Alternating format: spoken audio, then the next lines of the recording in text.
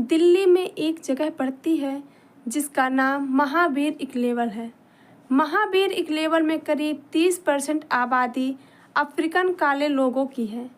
यह अफ्रीकन काले लोग यहाँ पर अपनी कम्युनिटी में रहते हैं और साथ में बहुत धंधा भी करते हैं, लेकिन बोलने वाला कोई नहीं है। इन्हीं कम्युनिटी में एक टोड नाम का अफ्रीकन आदमी था जो अपनी कम्युनिटी में सबसे अमीर था। टोड काफ़ी अवैध धंधा करता था। टोड अपने कमरे में बैठकर लगातार किसी से फ़ोन पर बात कर रहा था।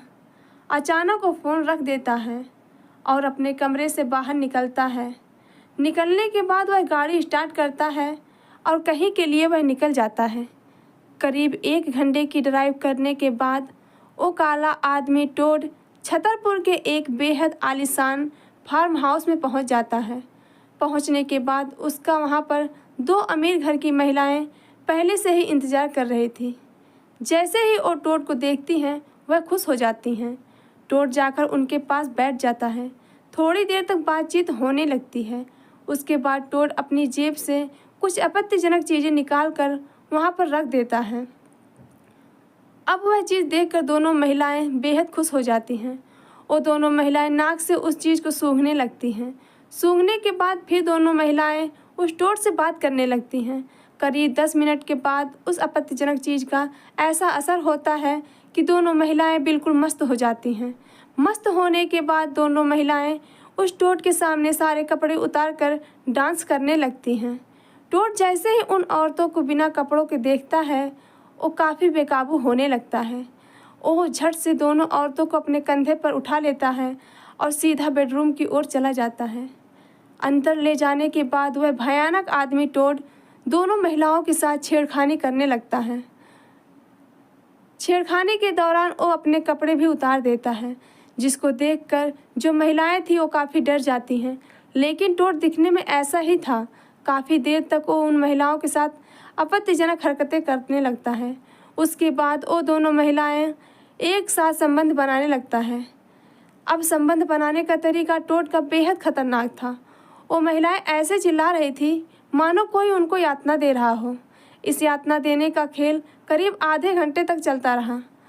इस आधे घंटे में वह दोनों महिलाओं को बेहद अच्छे तरीके से खुश कर देता है। टोड खुश करने के बाद वहीं पर महिलाओं के साथ बैठ जाता है।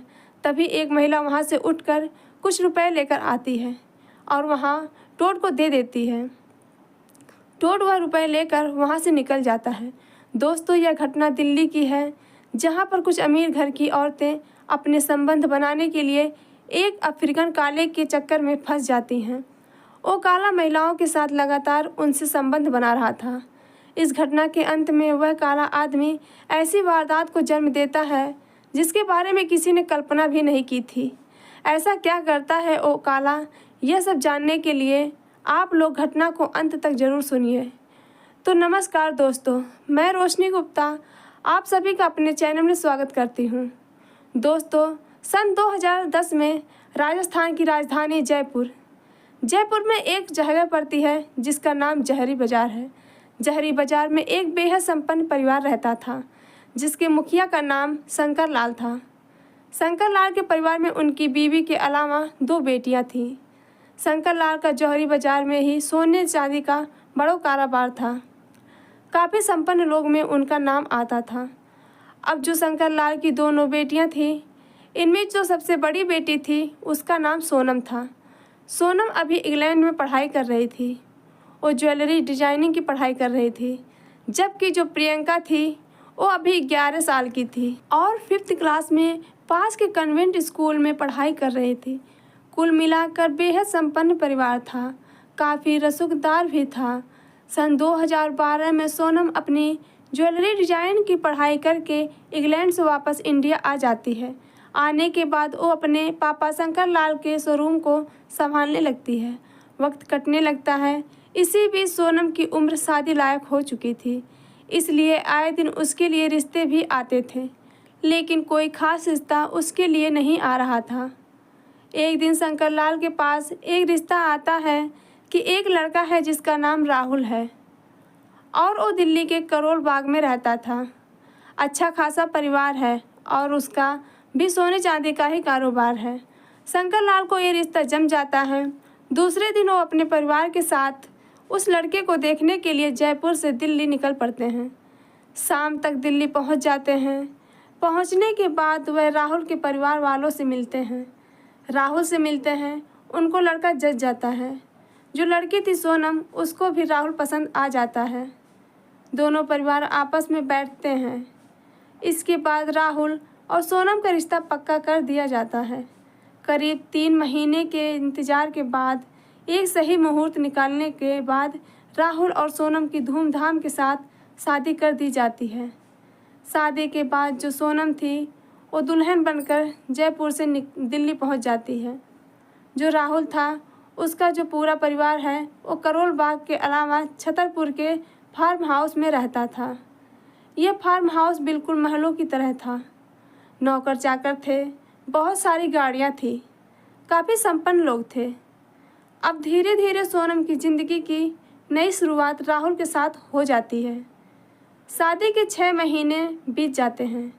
6 महीने के बाद सोनम राहुल में एक बात नोट करती है कि वो सोनम पर कम ध्यान देता था, अपने काम में ज़्यादा बिजी रहता। इसलिए आए दिन सोनम उससे बहुत परेशान रहती थी। शादी को करीब 6 महीने हो चुके थे, लेकिन सोनम और राहुल के बीच शारीरिक संबंध बहुत ही कम बार बने थे। इसलिए आए दिन सोनम थी वो चिढ़ी चिढ़ी रहने लगी थी और राहुल के साथ झगड़ा भी करने लगी थी। सोनम का जो फार्म हाउस था, उसके बगल में एक फार्म हाउस और भी था, जो काम्या नाम की एक बेहद खूबसूरत औरत का था। काम्या अक्सर सोनम के घर आया जाया करती थी। इसलिए थोड़े दिनों बाद सोनम और काम्या की अच्छी खासी दोस्ती हो जाती है। दोस्ती होने के बाद दोनों शॉपिंग के लिए भी साथ साथ जाया करते थे। समय गुजरने लगता है और इसी बीच काम्या और सोनम में बहुत अच्छी दोस्ती हो जाती है। एक दिन काम्या अपने फार्म हाउस में छोटी सी पार्टी रखती है और उसमें सोनम को भी बुलाती है। सोनम वहां पहुंच जाती है। पहुंचने के बाद ड्रिंक्स का दौर चलने लगता है। दोनों जमकर पीने लगती हैं। पीने के दौरान सोनम काम्या को बताती है कि उसका पति राहुल उसके ऊपर बिल्कुल ध्यान नहीं देता है। शादी को करीब 1 साल हो गए हैं, लेकिन इस बीच बहुत कम बार ही संबंध बने हैं। अब जब काम्या सुनती है तो हंसने लगती है। वो हंसते हुए बोलती है कि हम अमीर औरतों में सबसे बड़ी दिक्कत यही है कि पैसा तो बहुत है, लेकिन शारीरिक सुख बिल्कुल नहीं है। दोनों हंसती रहती हैं। इसी बीच काम्या सोनम को बताती है कि वो कभी कभी अपनी प्यास बुझाने के लिए कुछ बाहरी लड़कों को बुला लेती है, थोड़े से पैसा दे देती है और उसके बदले उसको अच्छा खासा शारीरिक सुख मिल जाता है। वो सोनम को बोलती है कि अगर उसको भी कभी ऐसी ज़रूरत पड़े तो उससे बताए। सोनम ये सुनती है। थोड़ी देर तक पार्टी चलती रहती है। उसके बाद सोनम वहाँ से निकल जाती है। अब आए दिन सोनम और काम्या की बहुत जमने लगी थी। इतनी गहरी दोस्ती हो गई थी कि दोनों एक दूसरे के बिना रह नहीं सकती थी। अब आए दिन पार्टी का आयोजन भी होता रहता था। अमीर लोग थे। फिर एक रात को काम्या सोनम को फिर से अपने घर में बुलाती है। बुलाने के बाद फिर से ड्रिंक का काम चालू हो जाता है। थोड़ी देर तक ये सब चलता रहता है। अचानक काम्या का संबंध बनाने का मन करने लगता है। तभी वो अपना फ़ोन निकालती है और एक आदमी को फ़ोन कर देती है। करीब 1 घंटे के बाद एक अफ्रीकन काला आदमी वहाँ पर आ जाता है। उस आदमी को देखकर सोनम चौंक जाती है, क्योंकि वो आदमी बेहद भयानक लग रहा था। अब थोड़ी देर तक तो आदमी उनके पास बैठा रहता है। बैठने के बाद वो काम्या को लेकर अंदर चला जाता है। अंदर चले जाने के बाद वो काम्या के साथ संबंध बनाने लगता है।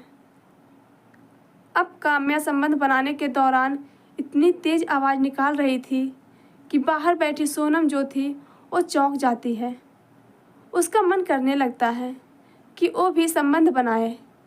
तभी वो उस कमरे में चली जाती है जहाँ वो काला आदमी काम्या के साथ संबंध बना रहा था। जानने के बाद वह काम्या को बोलती है कि वह भी उस काले आदमी के साथ संबंध बनाना चाहती है।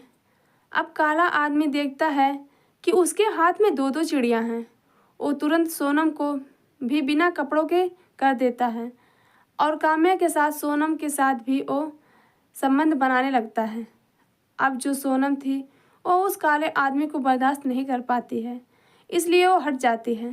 तभी वो काला आदमी जबरन सोनम को अपने कब्जे में ले लेता है और काफ़ी दर्दनाक तरीके के साथ उसके साथ संबंध बनाने लगता है।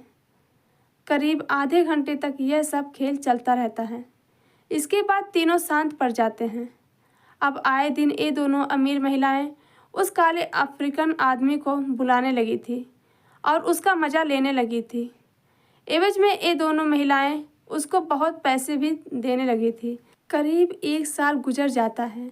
इस दौरान काम्या और सोनम ने कई बार उस काले आदमी के साथ संबंध बनाया था। एक दिन सुबह सुबह काम्या न्यूज़पेपर पढ़ रही थी। तभी वह देखती है कि कुछ पुलिस वालों के साथ वह काला अफ्रीकन आदमी जिसका नाम टोड था वह छपा हुआ है और न्यूज़ यही थी कि उसके पास से कुछ आपत्तिजनक चीज़ें हासिल हुई हैं। अब जब यह देखती हैं तो काम्या घबरा जाती है। वह तुरंत सोनम को फ़ोन करती है और उसको बताती है कि टोड पकड़ा गया, उसको पुलिस ने पकड़ लिया है, उसके पास कुछ आपत्तिजनक चीज़ें मिली हैं। अब दोनों महिलाएं घबराने लगती हैं कि कहीं वो टोड, वो काला आदमी पुलिस को इन दोनों के संबंध के बारे में ना बता दे, जिनसे इनकी काफ़ी बेइज्जती होगी। अब यह सोचकर दोनों परेशान रहने लगी थी। करीब 1 हफ्ता बीत जाता है, लेकिन टोड इनके बारे में कुछ नहीं बताता है। जब यह दोनों महिलाएं आश्वस्त हो जाती हैं कि टोड ने उनके बारे में कुछ नहीं बताया, तो ये दोनों काफ़ी खुश हो जाती हैं। एक दिन सुबह काम्या सोनम को फ़ोन करके अपने घर में बुलाती है। सोनम उसके घर पहुंच जाती है। पहुंचने के बाद काम्या सोनम को बोलती है कि जितने दिनों तक हम लोगों ने गलत काम किया है सो किया है, लेकिन आज से हम यह सारे गलत काम छोड़ रहे हैं, तुम भी उसमें मेरा साथ दो। उस दिन दोनों महिलाएं कसम खाती हैं कि आज से दोनों महिलाएं कभी भी ये गंदा काम नहीं करेंगी और पूरे तरीके से अपने परिवार और अपने पतियों पर ध्यान देंगी। फिलहाल दोनों औरतें अपने पतियों का विशेष ख्याल रख रही हैं और अपने परिवार को आगे बढ़ा रही हैं।